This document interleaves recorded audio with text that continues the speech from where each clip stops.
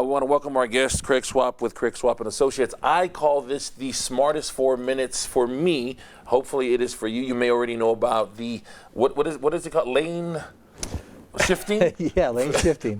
Yeah, so we're going to read some questions. So lane splitting, I think. Lane splitting.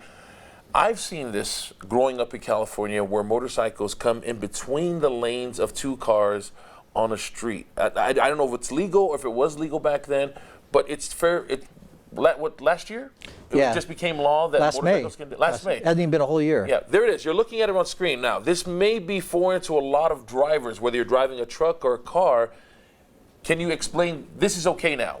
Motorcycle riders can do this. They can do this now, but Utah law is different than other laws. In California, you can kind of do whatever you want. I've seen them, yes. California, they weave in and out. It is crazy. Right. I haven't seen that here. And in Europe, it's the same way. I mean, they just weave it out. But the Utah law requires, Buddha, that the speed limit on the road is 45 miles per hour or less. Okay. So it can't be on a freeway. It can't be on, These are just surface streets. Surface streets. Yeah. The other one is the road has to have 2 or more adjacent traffic lanes in the same direction.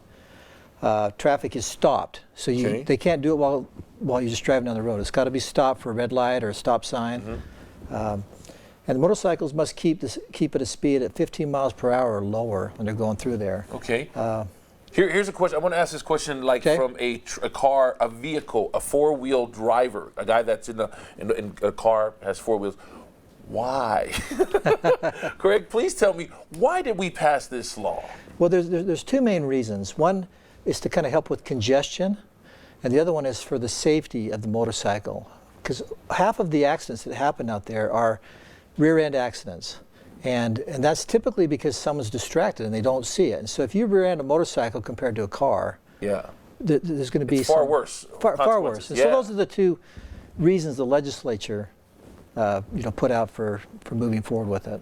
It's still fairly new. We're not even a year. We're a couple of months out before it becomes a year that the law has been passed. Have you seen any issues with motorists, whether you're driving a car or the motorcyclists, as far as this new law implemented? I think they must be out there. I think your Fox did a story last year, right after it had passed, where a pizza delivery guy opened his door because he thought it was improper for the guy.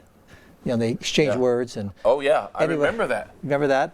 Anyway, they closed it and he went on, but there really hasn't been too many, not that I'm aware of, problems with it. And it seems like a lot of us people who are driving cars, we're not educated enough.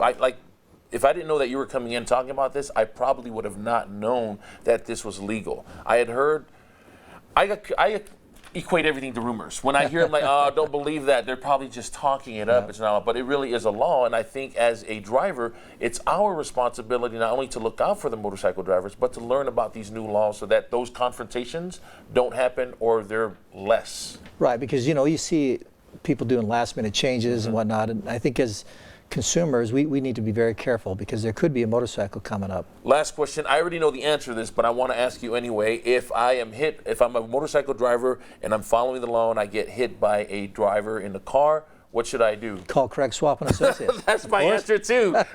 There you go. It's been the smartest 4 minutes of my life. I hope it helped you out. Well, at least for the day. Sorry, I have more years to live.